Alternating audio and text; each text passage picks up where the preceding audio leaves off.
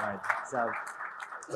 So thanks a lot for inviting me. I wasn't really sure what to talk about today. I was told, this was not going to be a discussion on whether or not, climate change is real or whether or not it's happening. It's going to be a discussion on what we should do about it. How should we design policy?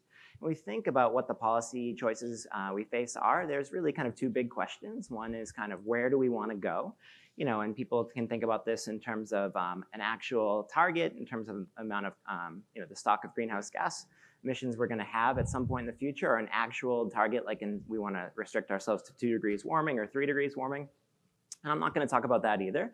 What I am going to talk about, which is something I think is a bit sort of less controversial, which is just for any target that we kind of democratically come up with and we agree on, how should we go about getting there, okay? From an economic perspective, how should we best design policy to achieve our goals? And I'm an economist, so when I say best, I'm really thinking, how can we get the most bang for our buck for any sort of amount of societal resources we decide to direct towards this problem? Okay. So what do I mean by that? Just to recap, I'll give you, if you asked me, how would I design policy to achieve some sort of climate change objective or some policy objective, an economist's answer to this problem is actually really, really simple. It's like one line in the tax code. We would just place a tax on carbon dioxide emissions, right?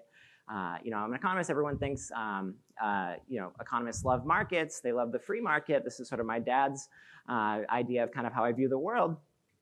And that's true to an extent, but that often leads to a mischaracterization of how economists think, which is that if economists like markets, they're always against regulation. They always think the free market should work.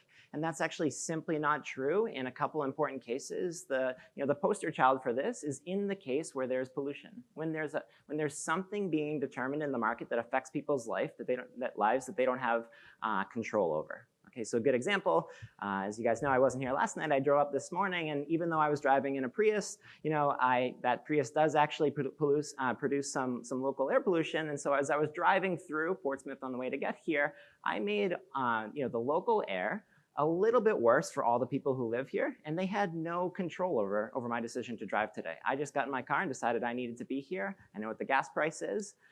So in this situation, the market is not going to produce the right amount of driving. And the solution to economists is really, really simple. Why doesn't the market produce the right amount of driving? It's just because I didn't pay for the cost to the citizens of Portsmouth from the air pollution I emitted driving up here, right? So if I had to pay that cost, we could just, we could put that in the price of gasoline, and then the market would work. We'd let free markets work. So the economist's prescription to what we do about climate change is one line of the tax code. We should place a price on carbon dioxide emissions just equal to the cost of carbon dioxide emissions. All right. And so the current best guess from the economics literature is that price is somewhere around $40 a ton of carbon dioxide emissions. All right. So it may increase the gas cost of getting here today about 30 cents. Okay. So I'm not going to talk about this. This is not, unfortunately, I'm regretting having so many slides if other people didn't have them. So this would have been a very okay. So this would have been a very short talk if I could just set policy, if economists could just set policy, right? But that's not the way the world works. And in reality, the policy environment is much more complex, and there are other considerations beyond just kind of what an economist thinks and how things can work. In particular, policy is set in an environment where there are interests that have a real say in how policy gets designed. Okay, so what do we take away from this? When you look around the world, and there is actually a lot of climate policy out there, very little of it looks like what the economists would do. Very little of it is explicitly setting a tax or the very, very close cousin of a carbon tax, which is a cap and trade on carbon dioxide emissions. Instead, what policymakers often prefer are these much more prescriptive measures where they just say, we know what the solution to climate change is to reduce our carbon dioxide emissions is. We need to replace coal-fired electricity with renewable electricity. We know what the solution is. We need to drive smaller cars. So a lot of policy doesn't just set a price and let the market work. It involves policymakers saying, we know where we need to go. I'm just going to try to encourage that outcome in some other way. Okay, and so what I'm going to talk about today is when we go this route, it's, from an economics perspective, some paths are more efficient than others, and some get us more from a societal perspective for our buck than others. And then, so I'm going to give you two quick examples from research that I've done, which I think highlight the way the economists think about this.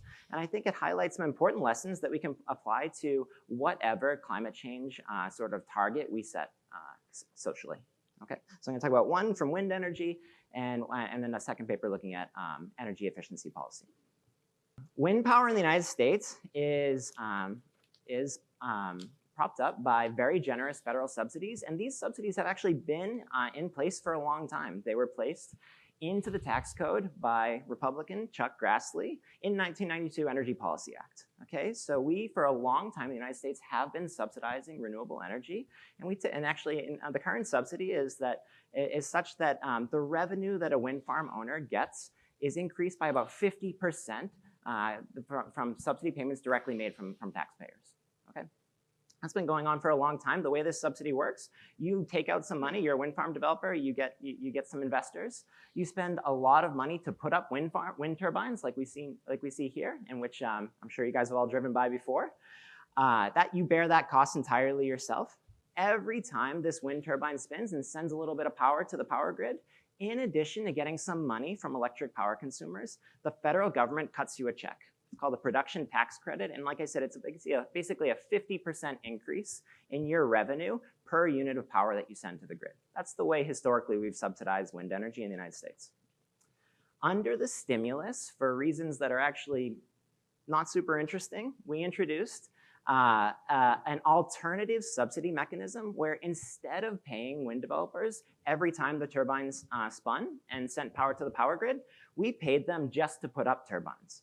Okay, so we gave you a 30% check. When I say we, I mean the federal government, not Boston College.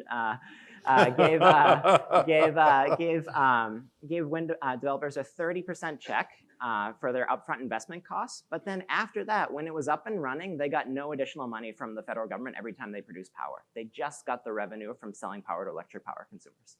Okay. So what do we think about these two policy decisions? Both are targeting more wind energy with the goal of being, we want to reduce more dirtier energy. We would ideally like these wind turbines to spin and displace coal-fired power. All right. Now, if you think about that, if the goal is really to get wind output because we want the coal plants to generate less, then it seems like the old policy might be a bit more effective because there's kind of a simple economics rule of thumb, which is you should incentivize the margin you're interested in.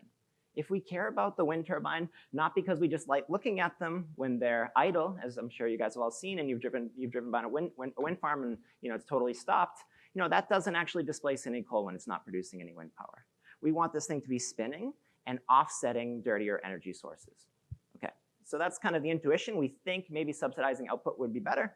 And what we did in this paper, this is with some co-authors at Harvard, Joe Aldi and Todd Girardin, we got data on the actual output from every wind farm in the United States. And we used some econometric techniques to estimate what the impact of this policy distinction was, what the impact of this policy change, which went from paying wind farms when they spun to just paying developers to put them up. And what we found is that wind farms that received a production tax credit, they were paid for spinning, not just for being built. They were 10% more productive than the ones that were paid where the developer just got some money up front and then didn't have any additional incentive to produce power after the fact. This translates into a 20% reduction in the cost to the taxpayer per unit of wind energy. To give you an idea of how much money was involved, if we didn't have this policy, if we had instead stuck with the production tax credit, we could have achieved the exact same amount of wind output for $5 billion less. Okay, so this is a nice example here where you can imagine two policies, both which hit the same kind of environmental target, but one which does so much more cost effectively than another.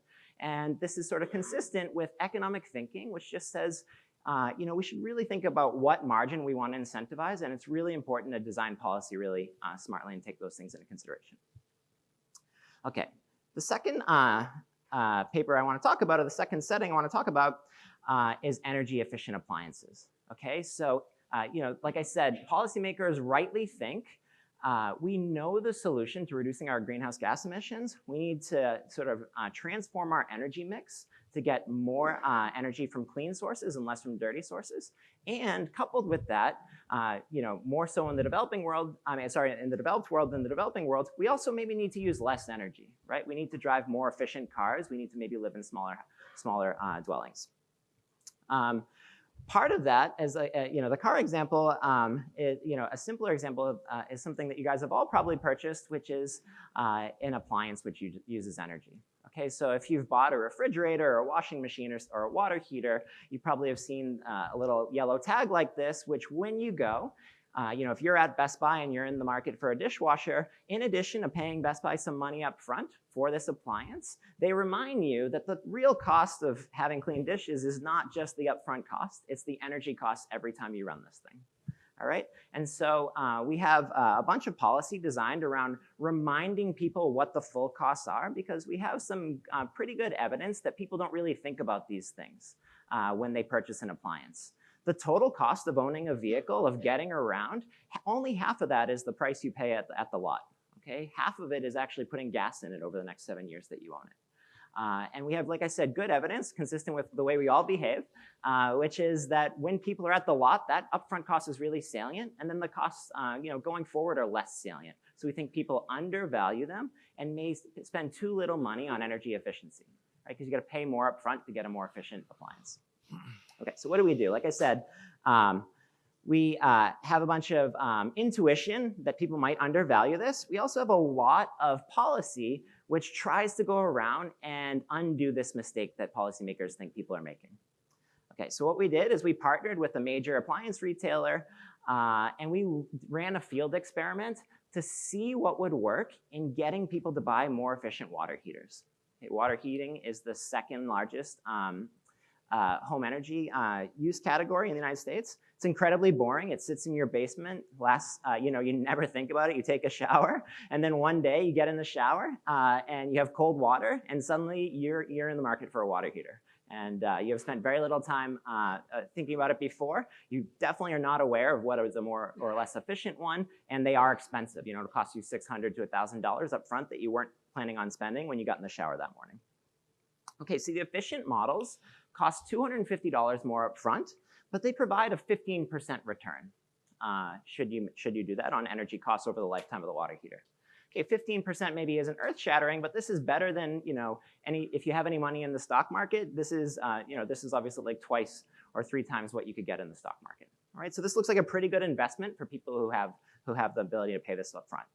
Despite this seemingly large return, only 1 out of every 30 people buy the efficient model. Right, so we went into this setting saying a bunch of people are making mistakes consistent with our intuition, and we're going to try to run an experiment to see how could we sort of get those people to buy more upfront, more efficient models today. So we partnered with this major retailer, one that you all know. It turns out that 1/3 of this retailer's water heaters are sold through a single call center in Iowa. So your water heater breaks, you could go down to Sears and get one, or you could call someone over the phone and they will actually get one delivered that day in most parts of the country. And so working at a call center makes it really easy to run an experiment. If you think about how do we, if we want to know if a drug works, we do what people are all familiar with these randomized control trials, right? Some people get the placebo, some people get the drug. They don't know which one. We randomly assign that, and then we can look at the outcome in a very experimental way. This is actually kind of the gold standard in economics as well, and this is what we did in this setting. When callers came in, we flipped the coin. Some callers, we tried to really explain to them how to think about the cost of owning a water heater, not just the upfront cost. On some callers, we just gave them money. We gave them $25 to $100 if they were to buy the efficient model. And on some calls, we actually did something which is novel, which is what I want to end on, which is instead of just paying customers, we actually incentivized the sales agents to sell efficient models. All right, they gave these sales agents a $25 incentive if they were to sell an efficient model on this call. So what do we find? The first thing we found, which is I think interesting from a policy perspective, is that information had 0 impact. I have, I don't have a long time. I'm happy to talk about this. I have a lot of thoughts about this at lunch if you guys want to grab me over coffee. We have a lot of policy that is designed, like the tags I just showed you, really all just assuming that people must be making a mistake. And if we could just give them more information, they would make better choices. And this is just one experiment. I should have said this is with Hunt Alcott, who's a professor at NYU. Hunt's got about 4 or 5 field experiments, all consistently getting zeros on the impact of providing people more information, all right? So it doesn't look, when we experimentally evaluate information policy, like it's very effective. Giving people $100 was effective, all right? Giving people $100 basically, will double the market share of these Energy Star water heaters. But then, that is actually not cost effective from a CO2 perspective. Meaning if I use my $40 a ton carbon dioxide tax that we would place, the $100 rebate doesn't warrant that subsidy. Okay, so now I want to return to the sales agents. This was something that we added kind of later after talking to these sales agents, just trying to get a sense of what's going on these calls. And, not surprisingly, a conversation with a real person over what their needs are and what their constraints are is more complicated than you can just write down in a simple yellow tag or a simple, script that says give people information. And these sales agents have been doing this a long time. They know some people are just not interested, and they know some people have hangups that you can allay with a little bit of a conversation. So when we gave sales agents these $25 rebates, we found that we had a 20% increase. This is in percentage points, so this is 5 times the level of sales that we had in the baseline from giving them money to sell an efficient water heater, right? So this just suggests. So what do I take away from this? This is obviously a somewhat specific setting. This suggests that in addition to just throwing more and more money at consumers, we should take into consideration the fact that people running businesses know a lot about how to sell stuff. And it may be cost effective to actually target some of our supplies, some of our subsidies to the supply side in order to achieve our climate goals. All right, $25 got you a 20% increase in these sales, as opposed to $100 to customers got you only 3%. Okay, so I'm just going to wrap up here with the, I think I'm an economist, every slide deck when I teach my undergrads has a demand curve in it. So economists think demand slopes downward. Right? So the cheaper things are, the more people want to buy, all right? So why does this matter? It says regardless of how much of an environmentalist you consider yourself and how important you think it is, you should take into consideration the fact that other people might not have the exact same preferences as you, but for sure they're going to be more interested in buying environmental quality, in sort of addressing climate change, the cheaper we can make it, right? So it's very important to make our policy as cost effective as possible. Great. Thanks. Thank you.